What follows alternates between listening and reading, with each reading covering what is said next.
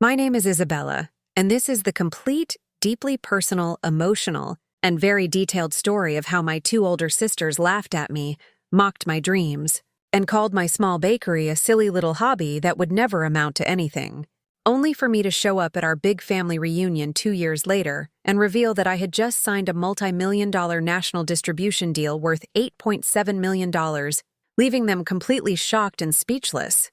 I grew up in a lively but emotionally competitive household in a nice suburb of Atlanta, Georgia. From the very beginning, my two older sisters, Sophia and Victoria, were treated like the stars of the family. Sophia, the eldest, was always the academic achiever, the debate champion, the one who got straight A's without even trying. Victoria was the social butterfly, popular, outgoing, captain of the cheerleading squad, and the one who always had the latest clothes and gadgets. My parents poured all their pride, attention, money, and emotional energy into them. I, on the other hand, was the youngest, the quiet, creative, and dreamy one who found joy in the kitchen rather than in books or sports.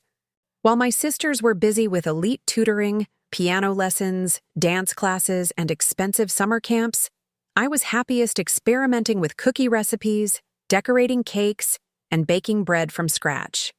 My family never took my passion seriously. At family dinners, when I would excitedly talk about a new recipe I tried, Sophia would roll her eyes and say, "Bella, that's cute and all, but baking isn't a real career. You're going to end up working minimum wage for the rest of your life." Victoria would laugh and add, "Yeah, go be a lawyer or a doctor like us. Who's going to make money selling cookies?" Even my parents would gently discourage me, saying things like, "We just want you to be stable, Isabella. Baking is a nice hobby, but not something to build your future on." Those constant doubts and comparisons hurt me deeply, but instead of breaking me, they lit a quiet fire inside. I worked hard in school, got decent grades, and went to a local college studying business and culinary arts on a partial scholarship. While my sisters went to prestigious universities and graduated with big ceremonies, I quietly worked part-time jobs as a waitress and bakery assistant to pay my way. After graduation, I took a stable job as an accountant at a mid-sized company. I hated the work, but I saved every single extra dollar I earned. On weekends and late nights, I baked passionately, creating unique flavors like lavender honey cake, brown butter chocolate chip cookies, and custom celebration cakes that friends and coworkers started ordering. For years, I built a small side business from my tiny apartment kitchen, delivering orders after work and on weekends. Then, in early 2021, during the height of the pandemic, I made the scariest decision of my life. I quit my stable accounting job, used every penny of my savings, took a small personal loan, and opened my tiny bakery called Sweet Haven in a modest 400-square-foot storefront on the edge of town. It was nothing fancy: second-hand ovens, a small display case, and just me running the entire operation. When I told my family, the reaction was exactly what I feared. At a Sunday dinner, my sisters burst out laughing. Sophia said loudly, "A bakery? In this economy? Bella, you're going to lose everything within 6 months." Victoria smirked and added, "We told you so many times to get a real job. This is just a cute little hobby. You'll be back begging us for help soon." My parents looked worried and disappointed, warning me that I was making a huge mistake and throwing away my education. Their laughter and lack of belief stung badly, but I smiled through the pain and decided that day that I would prove them wrong through my actions, not arguments. The first year was brutally hard. I worked 16 to 18 hours a day, 6 to 7 days a week. I woke up at 4 a.m. to start baking, served customers during the day, experimented with new recipes late into the night, handled all the bookkeeping, marketing, cleaning, and deliveries myself. There were many nights I slept on a small couch in the back room because I was too exhausted to drive home.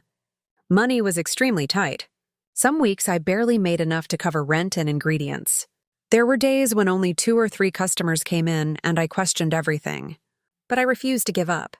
I focused obsessively on quality, using the best ingredients, creating signature flavors no one else had, and building genuine relationships with every customer who walked through the door. Slowly, things started to shift. A local food blogger tried my cakes and posted about them. Word spread. Soon cafes and coffee shops started placing wholesale orders. Then small weddings and corporate events began booking me. I launched a simple Instagram page and learned social media marketing from free YouTube videos. I stayed up until 2-3 a.m. editing photos, replying to messages, and planning the next day's bakes. My sisters would occasionally text mocking updates like, "How's the little cookie shop doing?" And I would reply politely without revealing how much progress I was actually making. I never bragged. I kept everything quiet and continued reinvesting every single dollar back into the business. By the end of the second year, Sweet Haven had grown significantly. I hired my first 2 employees, moved to a bigger kitchen space, launched a successful online shipping store, and developed several signature product lines that were selling out regularly. Then came the life-changing opportunity. At a major food festival in Atlanta, representatives from one of the largest national retail chains in America tasted my products. They loved my story, the unique flavors, and the quality. What started as a casual conversation turned into months of serious negotiations, meetings with lawyers, product testing, and supply chain planning. I worked day and night to prepare samples, create branding materials, and negotiate terms. No one in my family knew anything about this. I kept it completely secret. Finally, after weeks of back and forth, I signed a major distribution deal. My baked goods and signature mixes would be sold in over 800 stores nationwide.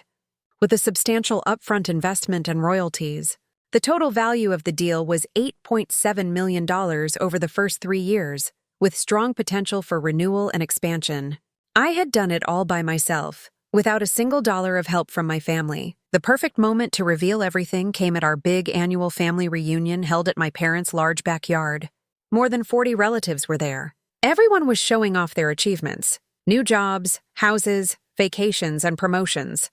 My sisters arrived looking polished as always, talking proudly about their careers. When one of my cousins asked me casually how my little bakery was doing, Sophia laughed loudly in front of everyone and said, "Oh, Bella is still playing baker. It's adorable, really." Victoria joined in, smirking. "We keep telling her to get a real job before she goes broke." Several relatives chuckled along. That was my moment.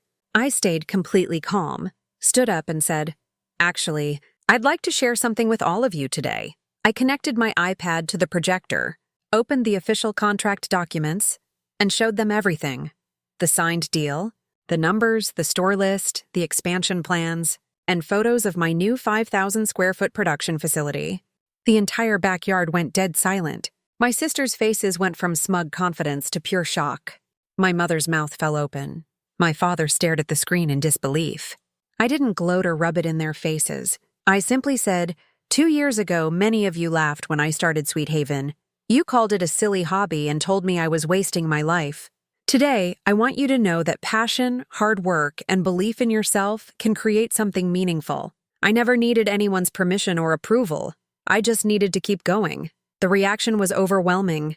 Relatives started clapping, coming over to hug me and congratulating me. My grandparents had tears in their eyes. Some cousins asked for business advice. My sisters sat there quietly, unable to say much. Later that evening, Sophia and Victoria both pulled me aside and apologized, admitting they had underestimated me badly. My parents also expressed regret for not supporting my dreams earlier. That reunion wasn't just about proving them wrong. It was about finally validating the little girl who was always told her dreams were silly. Today, Sweet Haven continues to thrive. We have a flagship store, strong online sales, and nationwide presence.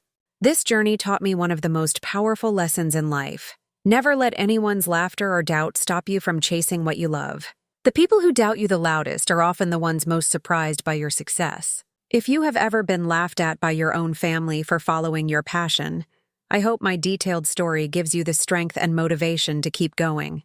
Your moment of sweet success is coming. Thank you for listening to this full long story. If you've ever been doubted while chasing your dream, share your journey in the comments. Let me know your country and city. Like and subscribe for more stories.